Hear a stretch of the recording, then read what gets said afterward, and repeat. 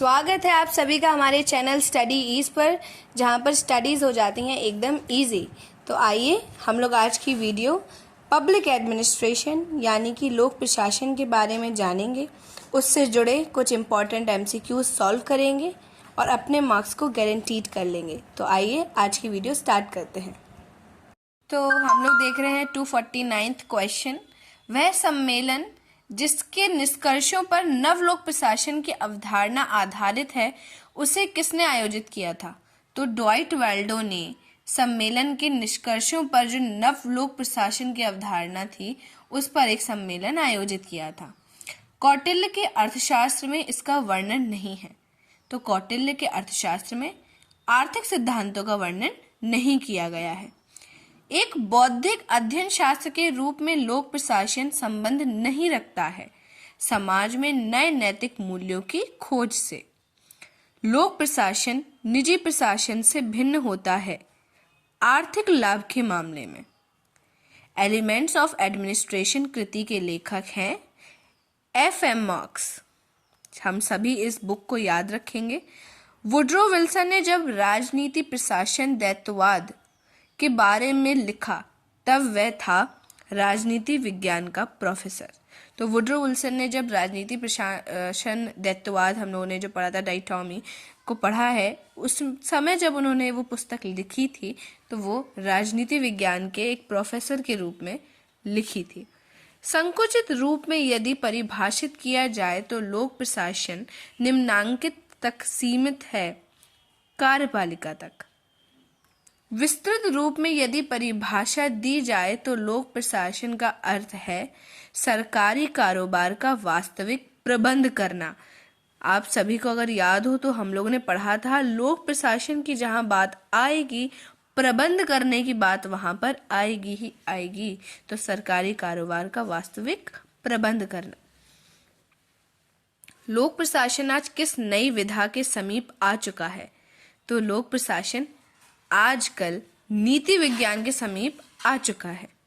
लोक प्रशासन में लोक से तात्पर्य है, हम लोग कई बार बात कर रहे हैं इसकी कि लोक प्रशासन, तो सामान्य सी बात है, हम लोगों को पता है कि हम सब के लिए बात हो रही है, यानी कि जनता के बारे में बात हो रही है। निजी एवं लोक प्रशासन में सबसे महत्वपूर्ण अंतर निम्न बिंदु का है। उत्तरदायित्व का। उत्तरदायित्व की तो भैया आजकल लड़ाई है, तो याद रखेंगे निजी एवं लोक प्रशासन में सबसे महत्वपूर्ण अंतर जो है वो उत्तरदायित्व का है। निम्न में से कौन सा एक लोक प्रशासन का कार्य नहीं है? निजी कंपनियों और श्रम संघों के मध्य विवादों का निपटारा कराना लोक प्रशासन के अंतर्गत नहीं आता है। हम लोगों ने देखा, और सारी कामों को सुचारू रूप से करना, उनका प्रबंध करना जो है हम लोग लोक प्रशासन में पढ़ते हैं, पर विवादों का निपटारा कराना लोक प्रशासन के अंतर्गत नहीं आता है। निजी कंपनियों की बात भी हो रही है यहाँ पे, तो निजी वाले जो प्राइवेट सेक्टर वाले हैं वो अपना खुद का काम करते हैं। पॉल एप्लेबी के अनुसार निम्नलिखित में से कौन से पहलू सरकारी प्रशासन को निजी प्रशासन से भिन्न बनाते हैं? तो पॉल एप्लेबी के अनुसार क्षेत्र की व्यापकता और प्रभाव, सार्वजनिक उत्तरदायित्व और राजनीतिक प्रकृति, ये तीनों चीजें ही हम लोगों को निजी प्रशासन से अलग बनाते हैं।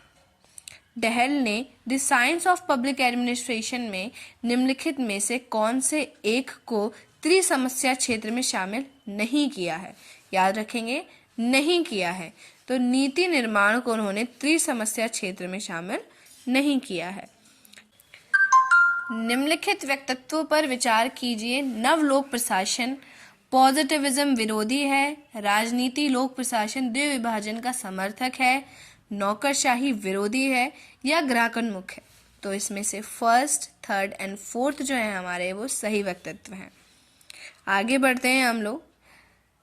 तो इसमें से हम लोग को कथन और कारण चुनने हैं, तो बताना है कि कारण जो है वो कथन से मैच कर रहा है या सही उसको बता रहा है कि नहीं। तो लोक प्रशासन और निजी प्रशासन दोनों एक ही जैसे सामाजिक पर्यावरण में कार्य करते हैं। इसका कारण उन्होंने बताया है, दबाव समूह की गतिविधि निजी प्रशासन की अपेक्षा लोक प्रशासन में अधिक तीव्र होती है। तो हम लोग देख सकते हैं कि जो कारण है वो कथन को स्पष्ट नहीं करता है। इस वजह से सिर्फ एक कारण कथन सही है, कारण सही नहीं दिया गया है। लोक प्रशासन की एक विशेषता लाभ के उद्देश्य का अभाव है। सरकारी क्रियाकलाप का मूल उद्देश्य लाभ को अधिकतम करना न होकर सामाजिक कल्याण को प्रोत्साहन देना है। ये दोनों ही बातें बिल्कुल सही कही गई हैं। आते हैं हम लोग अपने दूसरे प्रश्न की ओर। लोक प्रशासन एक कार्य अभिमुखी व्यवहारिक सामाजिक विज्ञान है, क्योंकि यह लोक नीति को कार्यान्वित करने का कार्य करता है। तो इसका कारण इन्होंने बताया है। इस पर बल देने की आवश्यकता नहीं है कि लोक प्रशासन की कुशलता को उन्नत बनाने के लिए प्रबंध विज्ञान और उसकी तकनीकी को स्वीकार किया जाना आवश्यक है। क्या आपको ये सही लग रहा है? बिल्कुल सही कहा आपने। तो कथन एक जो है वो सही है, लेकिन कारण जो है उसका वो सही नहीं दिया गया है। तो आज के लिए इतना ही। Do like, share and subscribe our channel Studies for more informative videos.